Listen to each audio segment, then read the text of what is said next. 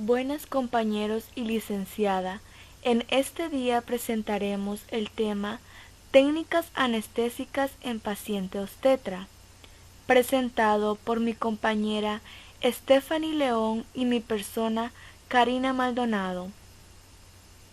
Antes de saber las diferentes técnicas anestésicas con las que se cuenta para este tipo de pacientes, es necesario tener el conocimiento de cuáles serán los cambios tanto anatómicos como fisiológicos que se presentan durante el embarazo.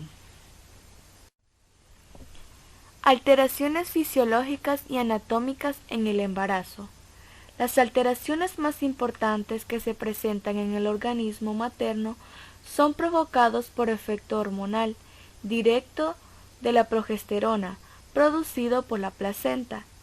Posteriormente serán más marcados por el crecimiento del feto. A continuación describiremos cada uno de ellos. El peso. Durante el embarazo, el peso ideal corporal de la embarazada debe ser 1 kilogramo por mes. En condiciones normales aumenta en total de 12 a 14 kilogramos de peso durante toda la evolución del embarazo. Este aumento es debido al feto y la placenta. La placenta aumentará 4 kilogramos, el útero de la gestante 1 kilogramo y en total de depósito de grasa 4 kilogramos. Existen sitios en la anatomía de la embarazada donde habrá mayor afinidad para acumular tejido graso, como lo es la cara, cuello, el tórax, tejido mamario, el abdomen, cadera, glúteos, pelvis, entre otros. Cambios uterinos. El útero es uno de los órganos con más cambios y es por obvias razones, ya que ahí se aloja el feto. En condiciones normales, este mide 6 centímetros de ancho y tiene un peso de 30 a 60 gramos. Durante el embarazo alcanza hasta los 30 centímetros de largo, 25 centímetros de ancho y hasta 20 centímetros de profundidad. Puede llegar a pesar de 70 a 1000 gramos. Al igual, el flujo sanguíneo uterino se modifica. En la gestante puede ser de 700 a 900 ml y en la no embarazada es de 50 a 190 ml. Aparato respiratorio. Las alteraciones que se presentan en este sistema repercuten en gran medida sobre la anatomía y la fisiología. Estos cambios se producen para cubrir el incremento metabólico que causa el crecimiento del útero y el feto. Dentro de los cambios tenemos alteraciones en las vías respiratorias altas, mayormente en los vasos sanguíneos y en el epitelio. Aumenta la irrigación de los cornetes nasales. Estos se tornan frágiles y con facilidad presentan sangrado cuando se les manipula. También la mucosa del árbol respiratorio se edematiza.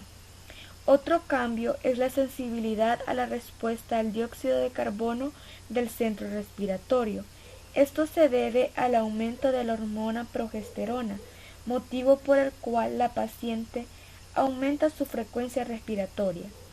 Este parámetro se altera mayormente por factores externos, como la posición supina o en Trendelenburg, en el trabajo de parto y si la paciente presenta dolor.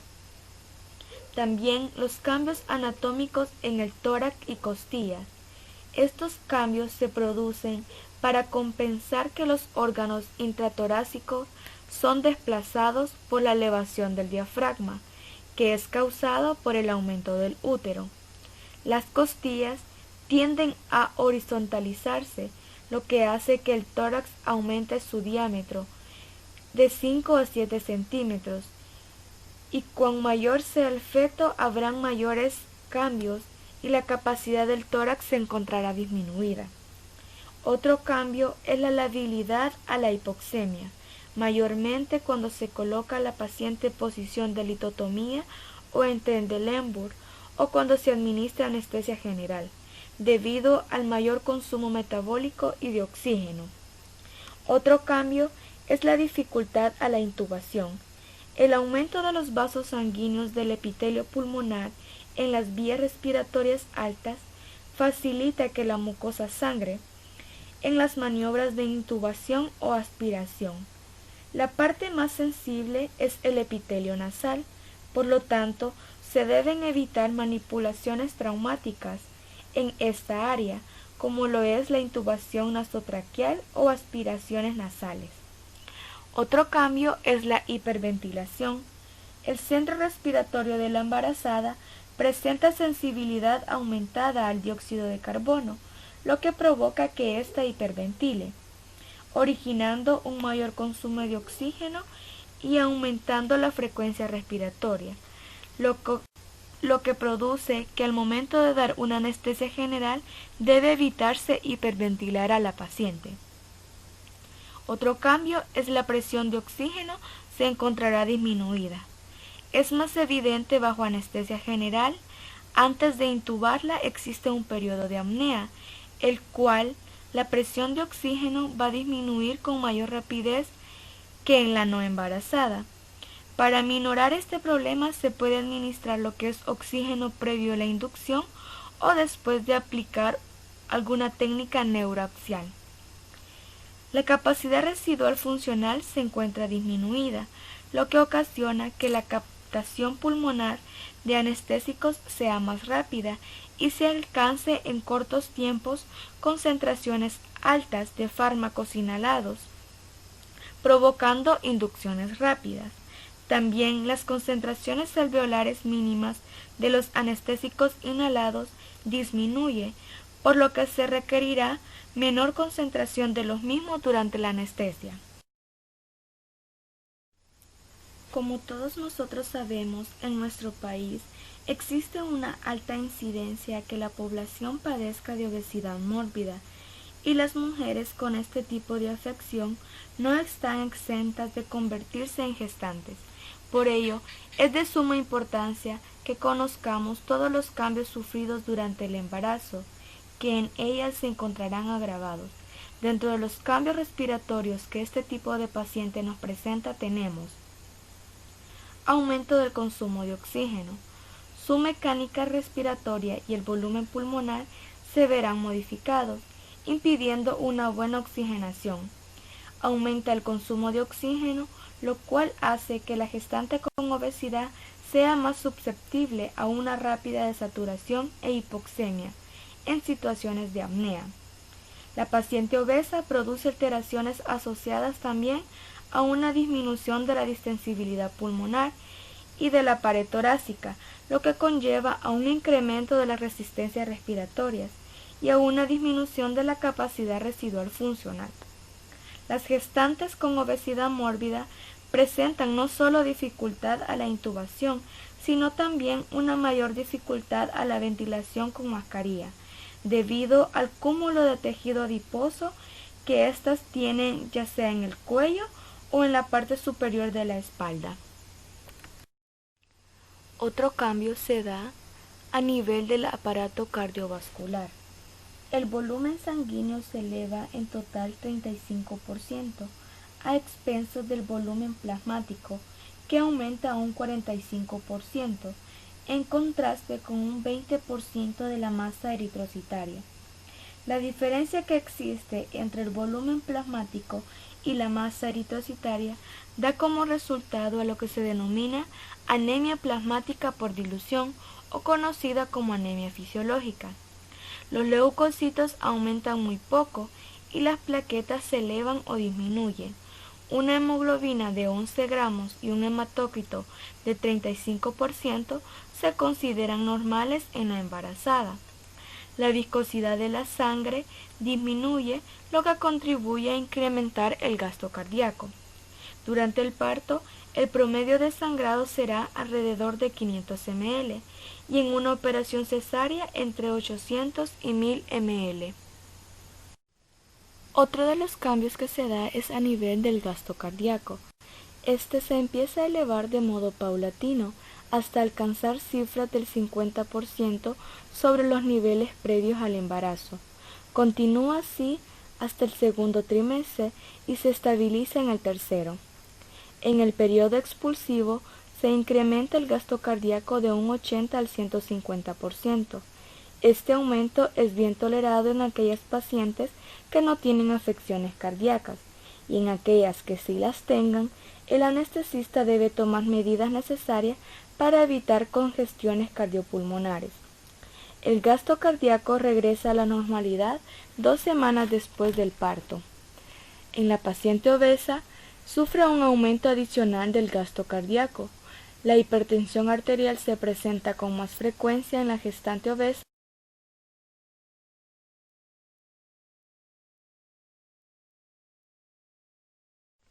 Otro de los cambios se da a nivel del aparato gastrointestinal.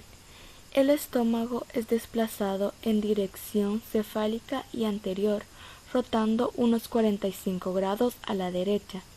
El píloro se mueve hacia arriba y hacia atrás. El estómago cambia de una posición original vertical a una horizontal, lo que ocasiona retención de alimentos. Existe una disminución en el tono del esfínter esofagogástrico de hasta 110%. También la presión intragástrica aumenta los niveles de gastrina por acción directa hormonal placentaria. En el aparato renal, los uréteres y las pelvecillas renales se dilatan. Esto se debe a la acción de la progesterona. En etapas más tardías se deberá a una obstrucción mecánica por el útero grávido. El flujo renal y la filtración glomerular aumentan hasta en un 60% al término del embarazo.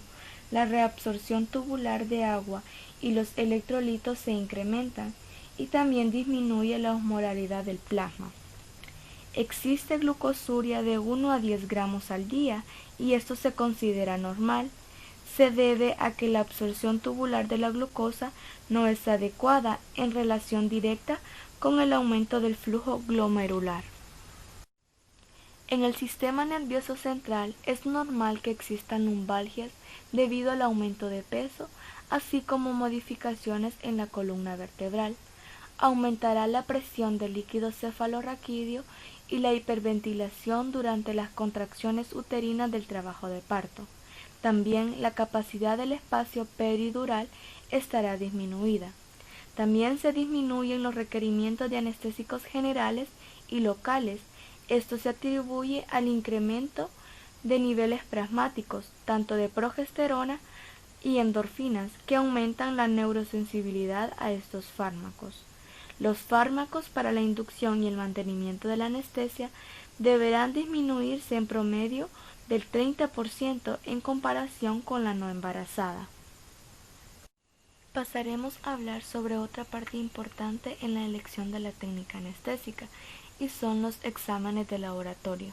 El anestesista debe contar con exámenes recientes de la paciente, como lo son la biometría hemática. Para su correcta interpretación deben de tenerse presentes los cambios sufridos por estas pacientes, que ya los hablamos con anterioridad.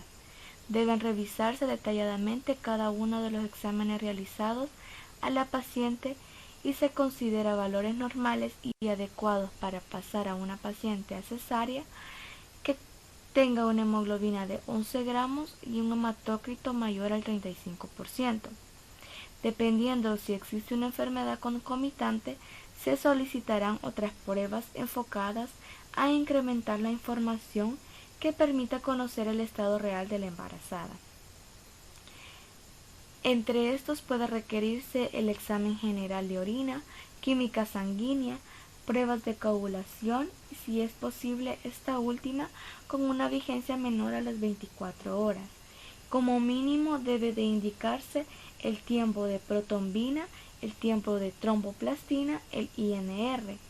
Estos proporcionan datos de eficiencia de los 8 factores de coagulación. Dentro de los otros exámenes que también pueden solicitarse son gases arteriales, electrolitos, nitrógeno ureico, entre otros. Tenemos aquí un cuadro resumen de las pruebas discriminativas de coagulación. Tenemos un tiempo de sangrado, plaquetas e integridad vascular que no sobrepase los 5 minutos, un recuento de plaquetas que sea de 140.000 a 440.000 por milímetro cúbico, los tiempos parciales que no deben de sobrepasar de los 24 a 36 segundos, también la tromboplastina, el tiempo de protombina que no debe sobrepasar los 12 segundos, el tiempo de trombina 1 y 2 que no debe sobrepasar los 16 a 20 segundos. Otro de los factores importantes para la elección de la técnica anestésica es la monitorización. Para la anestesia regional es necesario contar con la monitorización adecuada. Actualmente la ASA recomienda el uso de electrocardiograma continuo, tensión arterial no invasiva materna, registro continuo de la frecuencia cardíaca, además de la saturación de oxígeno materna. Se recomienda realizar la medición de la tensión arterial cada 3 minutos en los primeros 15 minutos de haberse realizado la técnica anestésica y luego cada 5 minutos. Horariamente para la evaluación del nivel metamérico y el grado del bloqueo. El pulso oxímetro debe ser colocado donde el pulso pueda ser detectado. Los sensores del pulso oxímetro están diseñados para ser usados ya sea en los dedos de la mano, pies o lóbulos de la oreja. Para la monitorización en la anestesia general debe constarse de electrocardiograma continuo, saturación de oxígeno, presión arterial no invasiva, capnografía.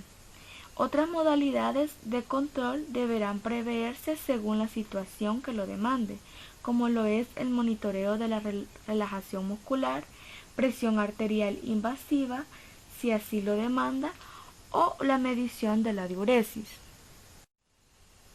La elección de la técnica anestésica dependerá de muchos factores. Dentro de los más destacados tenemos el caso del sufrimiento fetal agudo, cesárea electiva por repetición, desproporción cefalopélvica, producto prematuro, malpresentación del feto, entre otras. La selección de la técnica anestésica va a depender en términos generales tanto de la indicación quirúrgica, el grado de la urgencia, el estado materno y, el más importante, el juicio del anestesista.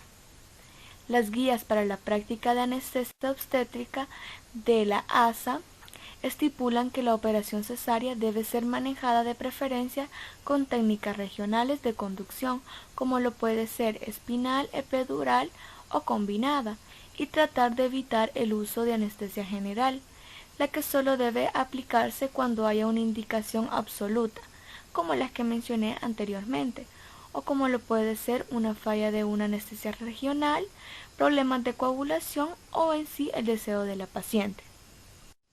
La mayoría de anestesistas prefieren la anestesia regional en su modalidad neuroaxial para la cesárea y en la mayoría de urgencias por el número de ventajas que ofrece, como tener a la paciente despierta y la posibilidad de prolongar la analgesia postoperatoria, y ahora en día que esta está indicada en su totalidad para tratar a las pacientes con COVID por el bajo índice de contagio que ésta nos proporciona en comparación con la anestesia general.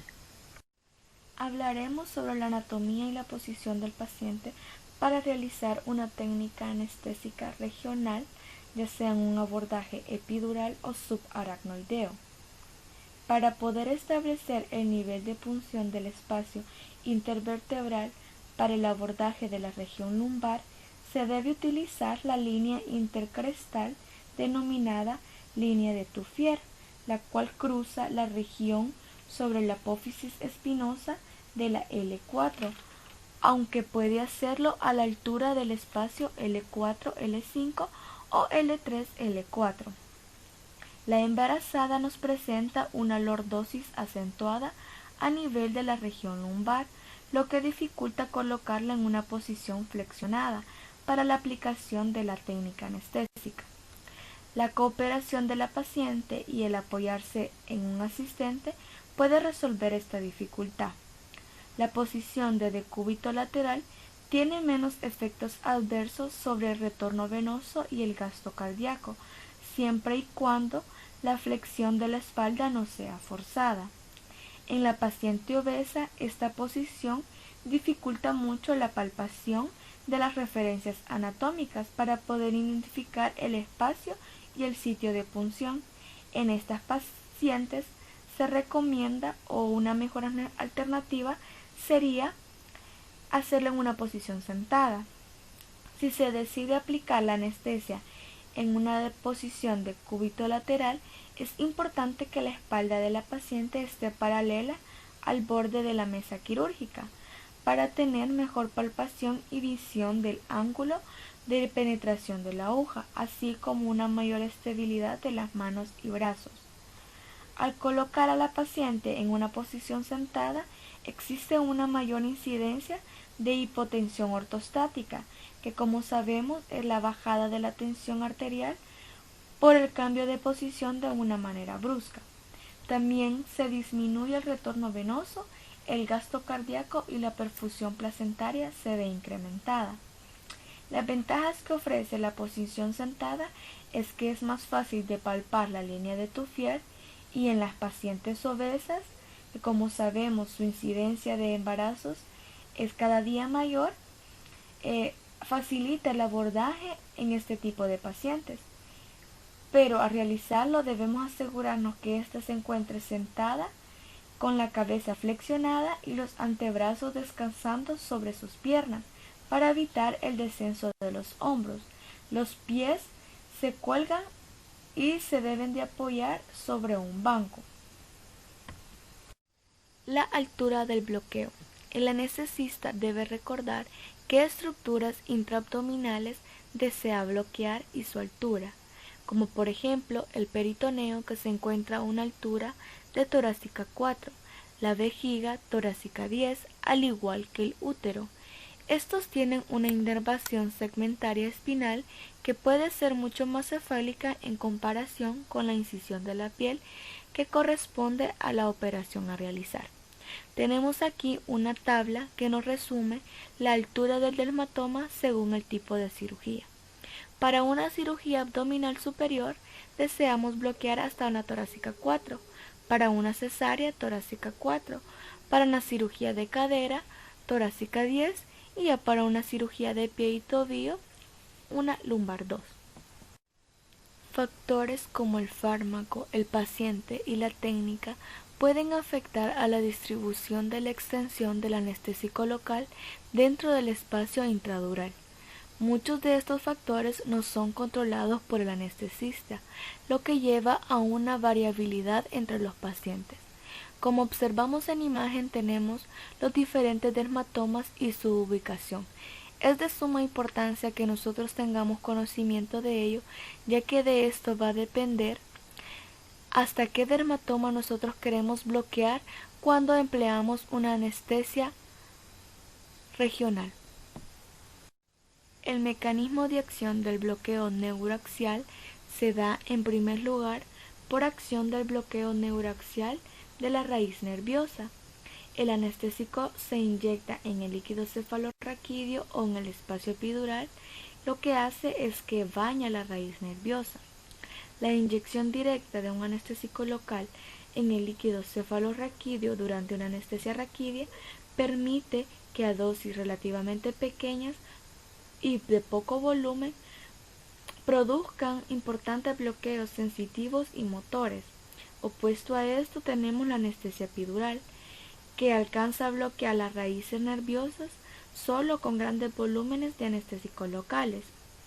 El bloqueo de las raíces anteriores evitará el flujo eferente motor y autonómico, y cuando se bloquean las raíces posteriores van a interrumpir la sensibilidad somática y visceral.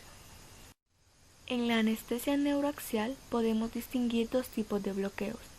El bloqueo somático. Al interrumpir la transmisión de un estímulo doloroso y al abolir el tono muscular esquelético, los bloqueos neuroaxiales pueden brindar excelentes condiciones quirúrgicas. El bloqueo sensitivo va a interrumpir tanto los estímulos somáticos como viscerales dolorosos, mientras que el bloqueo motor va a producir una relajación muscular esquelética. En tanto, el bloqueo autonómico interrumpe la transmisión autonómica de las raíces nerviosas raquídeas y puede producir tanto bloqueo simpático y cierto grado de bloqueo parasimpático. Es importante conocer la secuencia del bloqueo nervioso luego de administrar una anestesia neuroaxial. Primero tenemos el bloqueo simpático con una vasodilatación periférica y elevación de la temperatura de la piel. Segundo, una pérdida de la sensación de dolor y de la temperatura. Como tercero, una pérdida de la propiocepción. Cuarto, una pérdida de la sensación del toque y presión. Y 5, parálisis motora. Hablaremos sobre una de las técnicas neuroaxiales y es la anestesia raquídea. Este tipo de anestesia ofrece ventajas y desventajas. Dentro de las desventajas tenemos la alta incidencia de hipotensión y otro tipo de complicaciones, aunque esta puede ser menor con la administración previa de líquidos. También la medicación preanestésica y la precarga hídrica no deben omitirse en las técnicas regionales. Dentro de las ventajas que nos ofrece la anestesia espinal tenemos simplicidad en su aplicación, ya que si se conoce bien la técnica y se tiene práctica en ello, existirá menor margen de error, un inicio rápido que puede ir de los 3 a 7 minutos, un bloqueo neural denso y también nos ofrece mayor tiempo de analgesia postoperatoria, menor dosis de fármaco, lo que va a disminuir el riesgo de toxicidad sistémica. También existe un menor riesgo para el producto, ya que existe poca o nula transferencia placentaria y también una menor incidencia de fallas. La técnica: debemos preparar nuestro equipo estéril con la aguja precargada de anestésico local, con APL, campos hendidos, las torundas con las soluciones a utilizar. Debemos posicionar a la paciente, ya sea en posición sentada o de cúbito lateral, según sea la habilidad del anestesista. Luego realizamos lo que es la previa asepsia y antisepsia de la región. Esta puede hacerse en forma circular antihoraria. La punción lumbar puede realizarse entre los espacios intervertebrales L2, L3 o L3, L4. Se prefiere el uso de aguja de punta de lápiz de calibre 25 a 27 para minimizar la incidencia de la cefalea. El bisel de la aguja debe introducirse de lado, paralelo a las fibras. Cuando ya se ha identificado el lugar y exista salida de líquido cefalorraquídeo, se debe aspirar 0.2 ml para ver las líneas de Schiller. Luego se procede a introducir el anestésico local. Luego se retira lo que es la aguja de punción lumbar y se deja fijar el anestésico de 3 a 5 minutos. Los fármacos a utilizar en la anestesia espinal: tenemos que la lidocaína fue utilizada por muchos años para la anestesia espinal por su inicio de acción rápido, pero en la actualidad su uso se descontinuó porque se ha relacionado con el síndrome de irritación neurológica transitoria y con el síndrome de la caudequina. Por ello, el medicamento más utilizado es la bupivacaína. La dosis que se recomienda aplicar en la paciente obstétrica para cesárea es de 10 miligramos. Esta dosis se debe disminuir ligeramente en la paciente de estatura baja y se aumenta si el bloqueo se realiza en posición sentada. También se le puede adicionar el fentanil en dosis de 15 a 25 microgramos. Tenemos una tabla resumen de los fármacos más utilizados. Tenemos la lidocaína a dosis de 60 a 75 miligramos con duración de 45 a 75 minutos. La bupivacaína en dosis de 7.5 a 15 miligramos con una duración de 60 a 120 minutos. La tetracaína a dosis de 7 a 10 miligramos con una duración de 120 a 180 minutos. La procaína en dosis de 100 a 150 con una duración de 30 a 60 minutos. También tenemos los fármacos coayudantes y tenemos la epinefrina a dosis de 0.1 a 0.2 miligramos, la morfina a 0.1 a 0.25 miligramos y el fentanil a dosis de 0.10 a 0.25 microgramos. Después de administrada la anestesia espinal, es importante tener el control del bloqueo y saber la altura del dermatoma bloqueado. Esto puede realizarse mediante estos dos mecanismos, sensitivo y motor. Existen muchos métodos de evaluación del bloqueo sensitivo, pero los más utilizados son los estímulos mecánicos como el frío, el tacto, la presión y los pelos de bone fray, que son fibras para ver la pérdida de la sensibilidad. La pérdida de la sensibilidad al frío por lo general se produce en primer lugar y se verifica con el empleo de un spray de cloruro de metilo, hielo o alcohol, seguida de la pérdida de la sensibilidad al pinchazo, que se puede verificar por medio de una aguja que no perfore la piel. Por último, ocurre la pérdida de la sensibilidad al tacto. La altura del bloqueo de los dermatomas también varía con el método de evaluación, pero en general la máxima altura se mide craneal utilizando la pérdida al frío, más inferior el pinchazo y más bajo el tacto. El bloqueo motor se puede medir de varias formas, aunque la más utilizada es la escala de Bromage modificada, aunque ésta solo evalúa las fibras lumbrosacras. También se puede utilizar la electromiografía, aunque se cree que esta no es práctica ni específica. Cuando existe una altura de 2 a 3 segmentos por arriba de la altura del estímulo quirúrgico, se considera normal y adecuada. Como verificación del control del bloqueo motor tenemos la escala de Bromage modificada, que engloba 4 parámetros. 0 va a ser aquella paciente sin bloqueo motor. 1, aquella paciente con incapacidad para levantar la pierna extendida, pero sí tendrá capacidad para mover rodillas y pies. 2 va a ser aquella paciente con incapacidad para levantar la pierna extendida y para mover la rodilla, pero tendrá capacidad para mover los pies. Y 3, que es el adecuado, el que nosotros buscamos, que va a ser el bloqueo motor completo de las extremidades. Bueno, esto ha sido todo por mi parte. Muchísimas gracias por su atención, compañeros y licenciada. Que tengan un feliz día. Tengan buen día, mi nombre es Stephanie León y yo voy a continuar con el tema.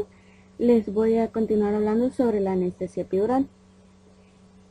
La administración de la anestesia epidural en obstetricia se ha incrementado en los últimos años, debido a que este método para el control del dolor obstétrico es útil para toda la evolución del trabajo de parto, la operación cesárea y la analgesia postoperatoria.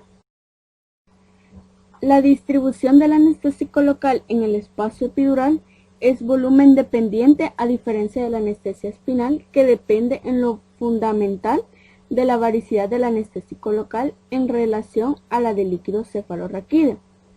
La dosis absoluta del anestésico local en la analgesia epidural es de 5 a 10 veces mayor que la dosis espinal.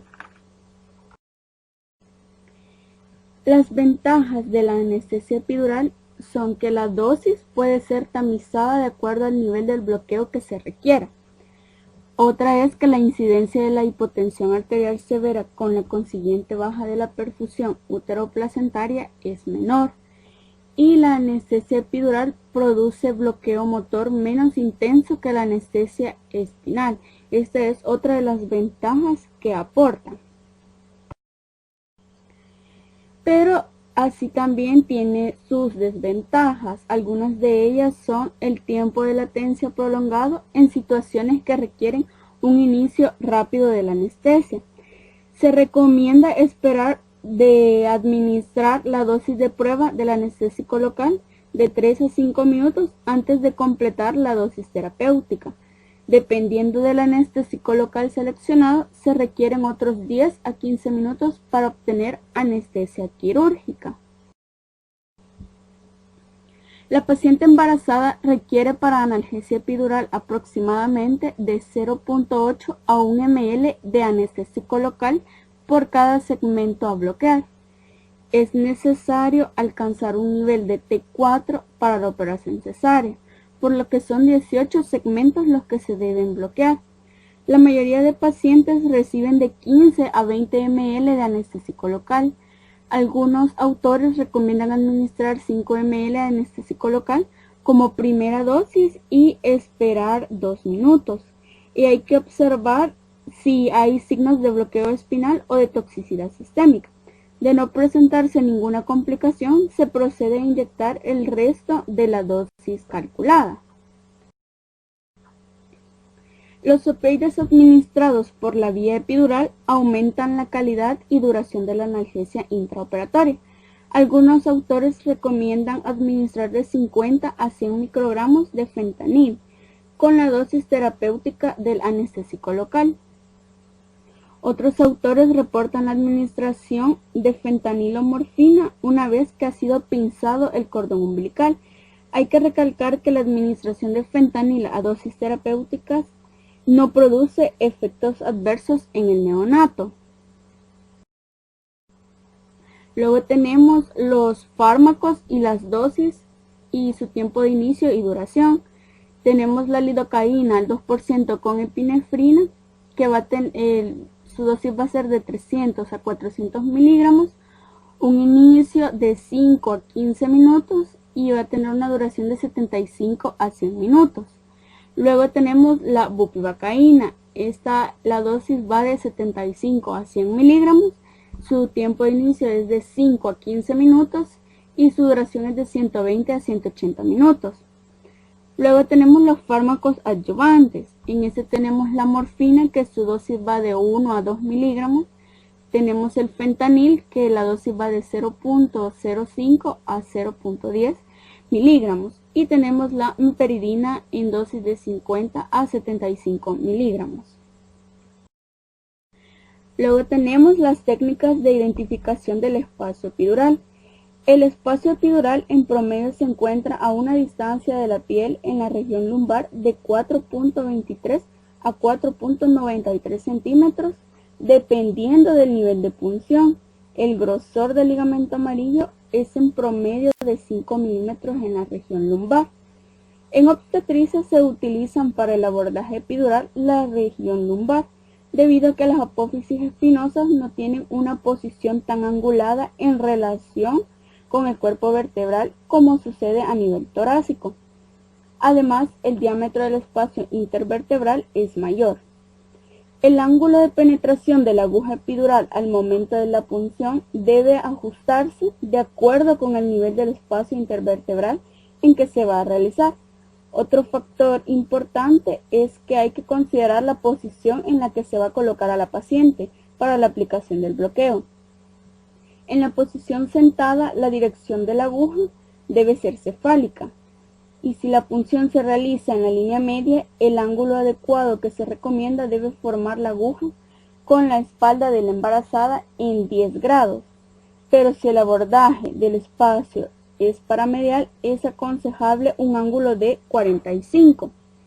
Las técnicas que se utilizan para identificar el espacio epidural son la gota colgante o técnica de Gutiérrez, que va a consistir que es el método basado en la presión negativa que se produce cuando la aguja de Tuhai atraviesa el ligamento amarillo y llega al espacio epidural, lo que provoca que una gota de líquido, por lo general solución salina al 0.9%, colocada con anterioridad en el pabellón de la aguja, sea succionada hacia el espacio. Luego tenemos la técnica de la pérdida de la resistencia. En este se avanza la aguja de Tuhai conectada a una jeringa que tiene aire, solución salina o una mezcla de estos. El anestesista realiza una presión constante con su pulgar en el émbolo de la jeringa para percibir la resistencia. En esta forma avanza en el espacio intervertebral y cuando cruza el ligamento amarillo percibe que se pierde la resistencia en la jeringa, lo que indica que la punta de la aguja se encuentra en el espacio epidural. Luego continuamos con la anestesia general. La anestesia general tiene un rol importante en pacientes que serán sometidas a operación cesárea. Las indicaciones más frecuentes de esta son la hipovolemia aguda materna, coagulopatía, sufrimiento fetal en ausencia de un catéter epidural preexistente, falla de la anestesia neuroaxial y rechazo de la paciente a la técnica regional. Cuando se decide administrar anestesia general, hay que tomar todas las precauciones necesarias para minimizar el riesgo de aspiración materna y depresión neonatal.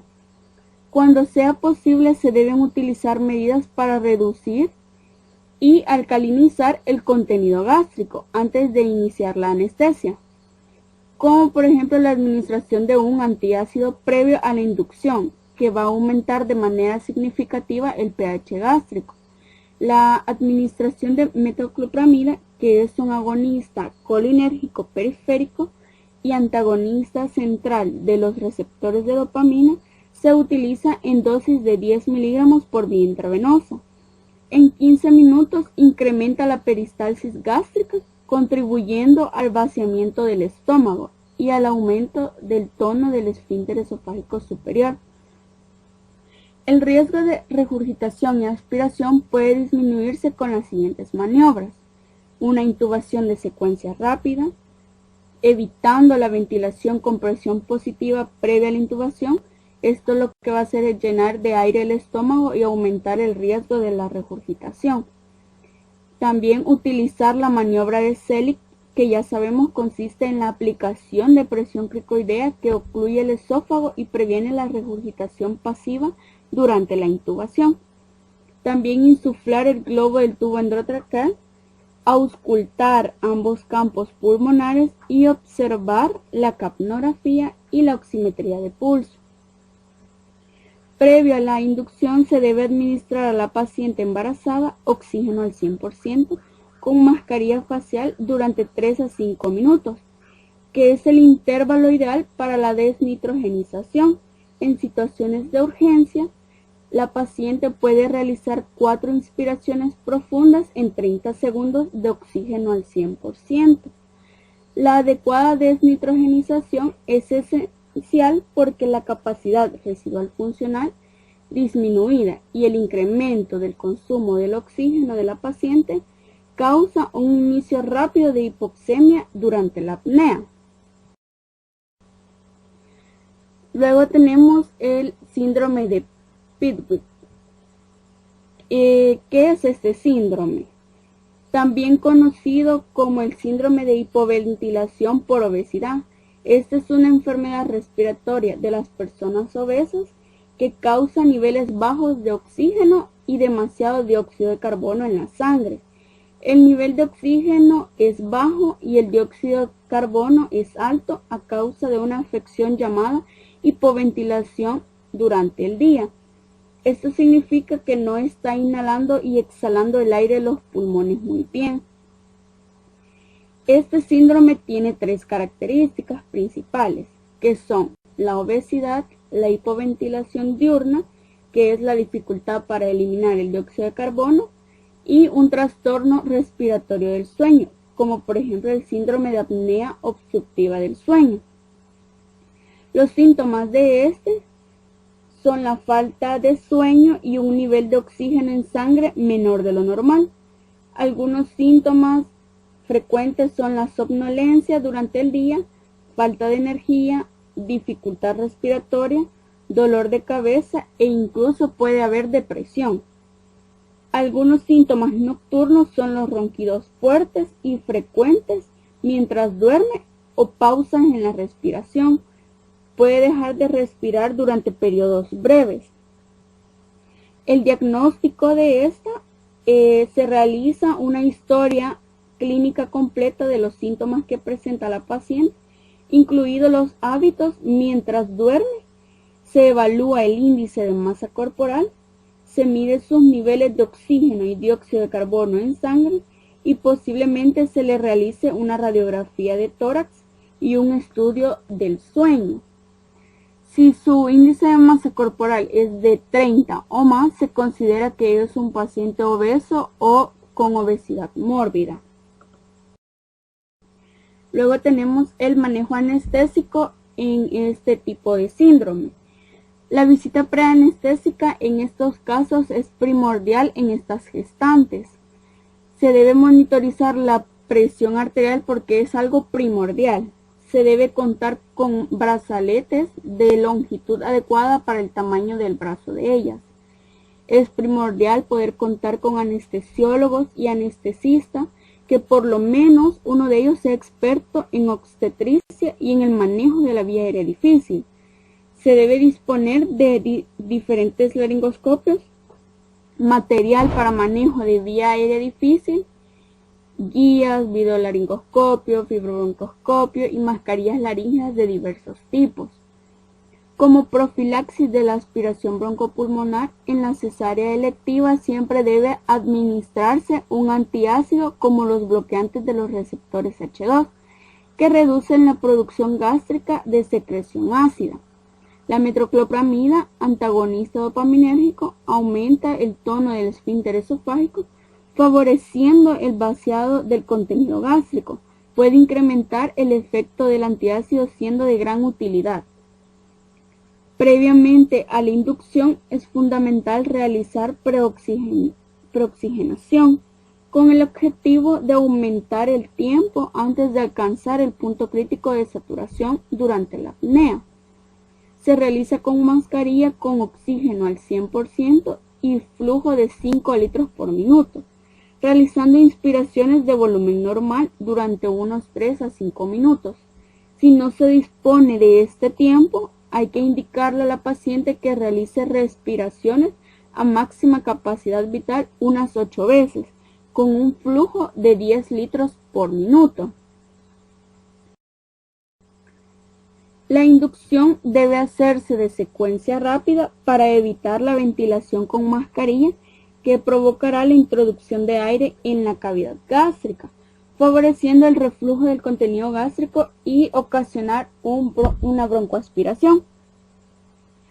Para facilitar la intubación orotraqueal se debe posicionar la cabeza y el cuello en posición de rampa, lo cual va a favorecer la alineación de los ejes bucal, faríngeo y traqueal. Se recomienda utilizar la succinilcolina según el peso de la paciente, de 1 miligramo por kilogramo.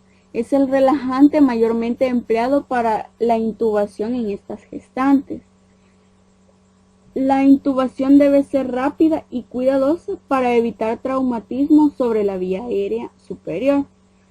Se recomienda utilizar un tubo de pequeño calibre, 6.5 o 7, por el posible estrechamiento de las vías aéreas superiores. Ante una situación extrema de imposibilidad de intubar y ventilar a la paciente, se puede utilizar un dispositivo supraglótico como la mascarilla laríngea, aunque este dispositivo no es el ideal en casos de pacientes con obesidad. Y si se utiliza, es importante que la máscara laríngea sea con salida esofágica, lo cual va a permitir la visualización de una posible regurgitación. El agente inhalado de elección en estos pacientes es el desflurano, que es de rápida eliminación, lo cual facilita la pronta recuperación anestésica. Los opioides son lipofílicos y en teoría se acumulan en pacientes obesos, aunque en la práctica esto no es algo que tenga tanto efecto ni se observa. Los relajantes neuromusculares no despolarizantes deben dosificarse según la masa corporal magra y no sobre el peso corporal total. Antes de la extubación es conveniente realizar vaciado del estómago mediante una sonda nasogástrica para prevenir la broncoaspiración del contenido gástrico.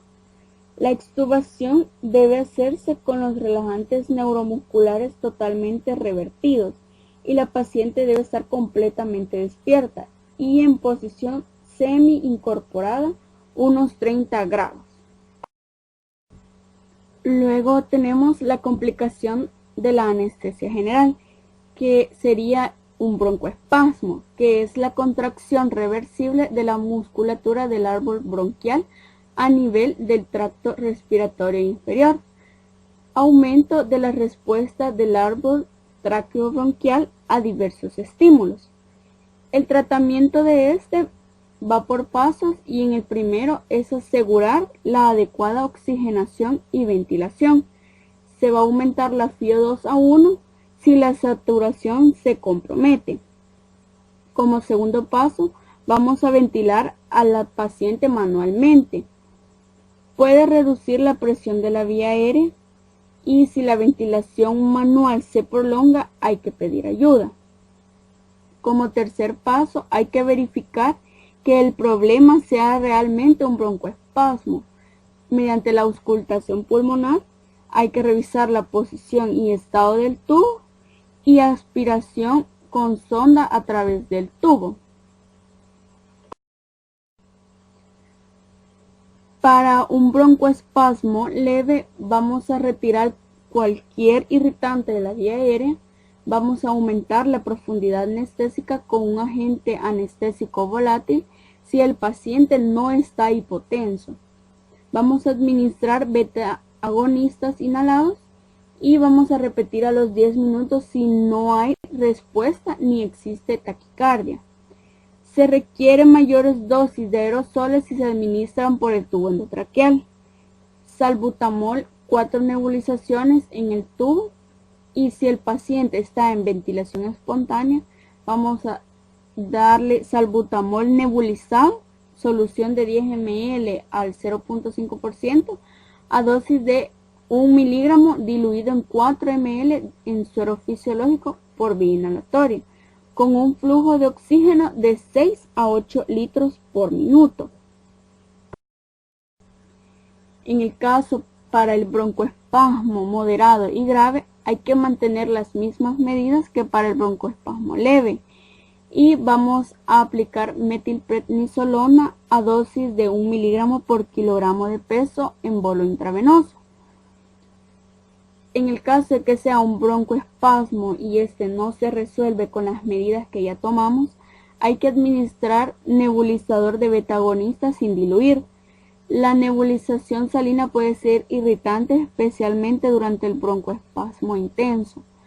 Vamos a dar una terapia broncodilatadora intravenosa, aminofilina, bolo de 5 miligramos por kilogramo, más perfusión de 0.5 a 0.9 miligramos por kilogramo por hora. Luego adrenalina en bolos de 0.1 microgramos por kilogramo, perfusión de 10 a 25 nanogramos por kilogramo por minuto, vigilando el pulso, la presión arterial y la respuesta broncodilatadora. Vamos a aplicar también prednisolona intravenosa 100 miligramos en bolo y vamos a administrar sulfato magnésico de 1.2 a 2 gramos intravenosos. Luego tenemos las complicaciones en anestesia neuroaxial. La primera de ellas es la hipotensión arterial. Esta es secundaria al procedimiento anestésico. Está definida como la disminución de las cifras tensionales basales entre un 20 y 25% de cifras de la presión arterial sistólica menor de 90 milímetros de mercurio. La causa principal de esta hipotensión es el bloqueo del sistema nervioso simpático. Se prefiere una precarga limitada de líquidos de 500 a 1000 ml de líquidos, vendajes de miembros inferiores y ligera posición de Trendelenburg, recurriendo al uso de un vasopresor solo en pacientes que no mantienen su presión arterial a pesar de las medidas ya mencionadas. También en estos pacientes hay que administrar oxígeno. Luego tenemos las náuseas y vómitos. En anestesias de neuroeje, las náuseas y vómitos resultan de una combinación de factores. La causa más frecuente es la hipotensión moderada o severa, intoxicación nerviosa, desconexión simpática con predominio vagal.